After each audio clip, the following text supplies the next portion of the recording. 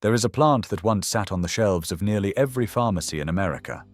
It was recognized by the United States Pharmacopeia. It was prescribed by physicians. It was written about in medical textbooks and referenced in clinical practice. And it worked, not as a folk curiosity, not as a grandmother's superstition, as a legitimate, documented, clinically observed medicine. And then, sometime in the early 20th century, it quietly disappeared. Not because it was proven dangerous, not because it stopped being effective. It disappeared because it could not be patented, it could not be controlled, and it could not generate the kind of profit that a new era of medicine demanded. The plant is Lactuca virosa. Most people who have heard of it at all know it by its common name. Wild lettuce. Some call it bitter lettuce. Others remember the old name, the one that tells you everything you need to know about why it was pushed aside: poor man's opium. That name was not an exaggeration. It was a clinical description. For centuries, wild lettuce was one of the most widely used pain-relieving plants in the Western world. And the story of how it went from the pages of official American medicine to total obscurity is not a story about science failing. It is a story about economics succeeding. The history of wild lettuce reaches back much further than most people would guess. The ancient Egyptians cultivated and revered this plant thousands of years before the first American pharmacy ever opened its doors. Temple carvings from the time of the pharaohs depict a tall, leafy plant associated with the god Min, a deity connected to fertility, vitality, and regeneration. Scholars who have studied these depictions believe the Egyptians were among the first to systematically harvest the milky white sap that bleeds from the stems and leaves of wild lettuce when they are cut or scored. That sap has a name: lactucarium, and for much of recorded history, it was considered one of the most valuable medicinal substances in the known world. The Greeks and Romans built on that foundation. Hippocrates, often called the father of Western medicine, referenced the sedative qualities of lettuce-derived preparations. Dioscorides, the Roman military physician whose work shaped pharmacology for over 1,000 years, described wild lettuce specifically as a remedy for pain and sleeplessness. Galen, perhaps the single most influential medical authority of the ancient world, documented its use as well. These were not fringe practitioners. These were the men whose writings defined medicine for centuries. And they took wild lettuce seriously enough to record it, recommend it, and pass that knowledge forward. Through the medieval period, that knowledge survived. Herbalists, monks, and village healers across Europe continued to use lactucarium. It appeared in printed herbals during the Renaissance. By the 18th century, European physicians were prescribing it regularly as a gentler alternative to opium. It could dull pain. It could quiet a persistent cough. It could ease the kind of restless anxiety that kept patients awake through the night. And unlike opium, which even then was recognized as dangerously habit-forming, lactucarium carried far less risk of dependency. It was not as powerful, and no one pretended otherwise. But for everyday pain, for sleeplessness, for the ordinary suffering that most people endured without access to anything stronger, it was remarkably effective. When European settlers arrived in North America, they brought their herbal knowledge with them. But they quickly discovered that wild lettuce did not need to be imported. Several closely related species, including Lactuca canadensis, already grew abundantly across the continent. American folk medicine adopted it immediately. Frontier families, often living days or weeks from the nearest physician, relied on plants like wild lettuce as a core part of their household medicine. Immigrant communities from Germany, Ireland, Eastern Europe, and the British Isles recognized it from their own traditions and continued using it in their new country. It was one of those rare plants that crossed cultural and linguistic lines because its usefulness was simply too obvious to ignore. During the Civil War, wild lettuce found another role. Opium was the primary painkiller available to military surgeons, but supplies were unreliable, especially in the South as blockades tightened.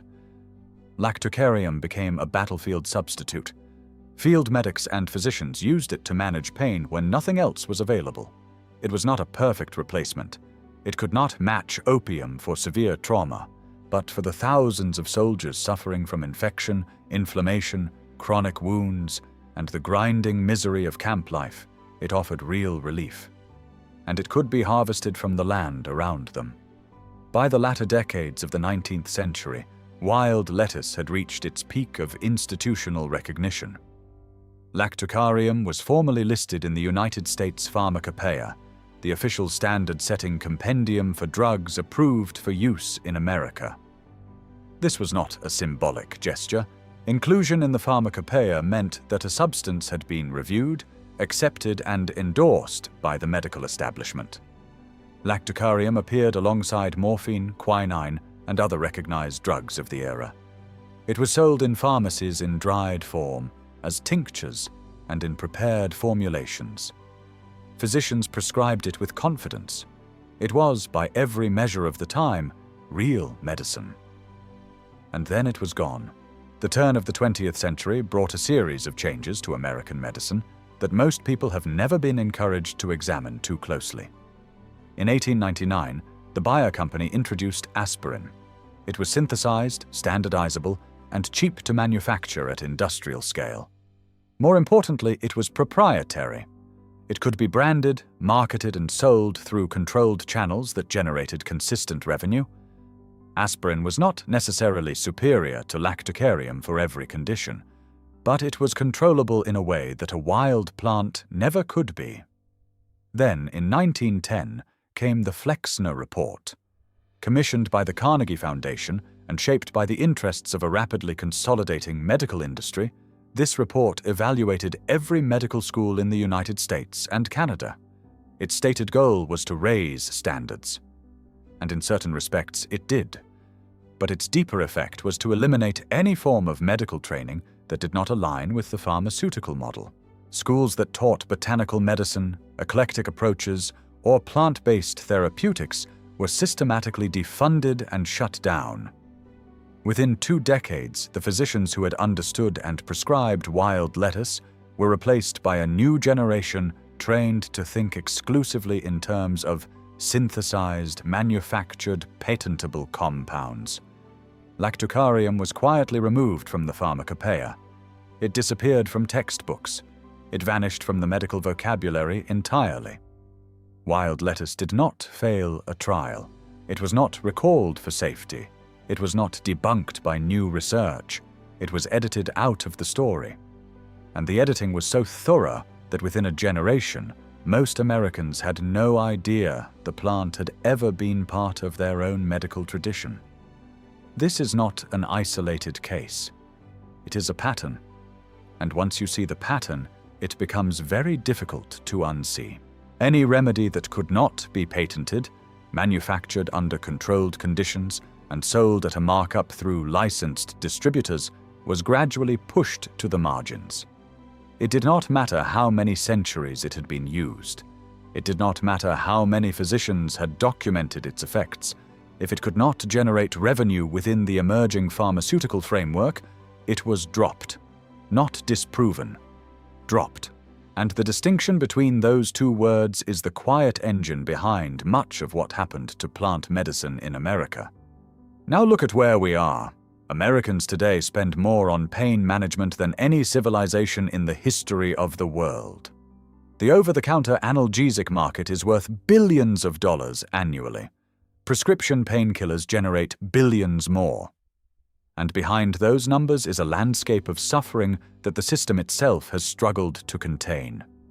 The opioid crisis has claimed hundreds of thousands of American lives. Families have been destroyed. Communities have been hollowed out. And the drugs that were supposed to replace the old remedies have, in many cases, created problems far worse than the ones they were designed to solve. Even common over-the-counter options carry risks that accumulate over years of daily use. Kidney damage, stomach bleeding, cardiovascular strain. These are not rare side effects. They are documented, acknowledged, and printed on the labels that most people never read carefully enough. Meanwhile, wild lettuce still grows. It grows along highways, it grows in abandoned lots, it grows at the edges of farmland, along creek beds, beside railroad tracks, and in the corners of suburban yards where no one thought to look. It grows in nearly every state. It costs nothing. It requires no prescription. It requires no insurance card. It requires no appointment, no copay, no prior authorization. Modern research, though limited in scope, has begun to confirm what centuries of use already demonstrated. Scientists have isolated lactucin and lactocopicrin, two sesquiterpene lactones found in the sap of wild lettuce, and measured their analgesic and sedative effects in controlled studies. Animal models have shown pain reduction comparable to ibuprofen at certain doses. The sedative properties have been documented as well. The research is real, but it is sparse, and the reason it is sparse is itself part of the pattern. There is almost no financial incentive to fund large-scale clinical trials on a plant that grows wild, cannot be patented, and could never sustain the pricing model that modern pharmaceutical development requires. You do not invest hundreds of millions of dollars to prove that a free plant works, not if your business depends on people buying something instead. None of this is a call to throw away modern medicine. That would be reckless, and no honest person advocates for it. But it is a call to ask a question that does not get asked often enough.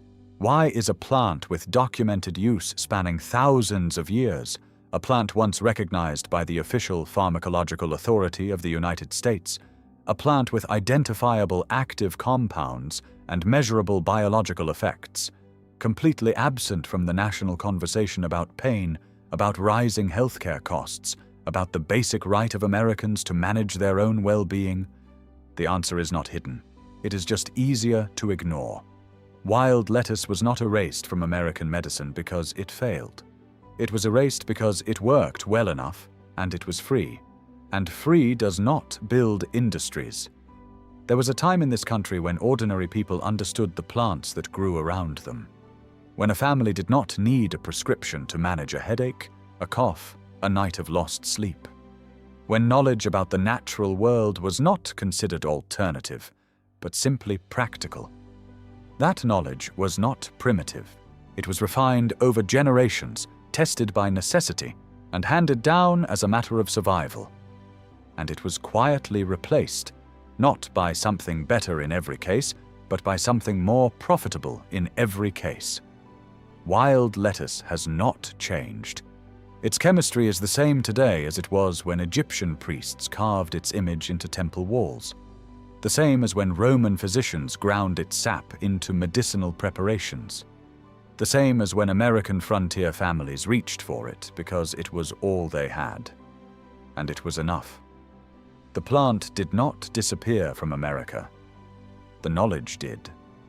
And in a country where families are being crushed by medical costs, where pain is managed through systems that too often create new dependencies, and where the simplest and oldest remedies have been buried under decades of commercial interest and institutional neglect, recovering what was quietly taken from the conversation may be one of the most practical acts of self-reliance available.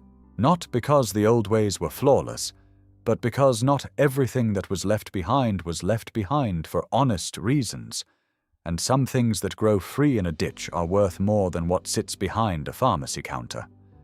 The only question is whether you were ever supposed to know that.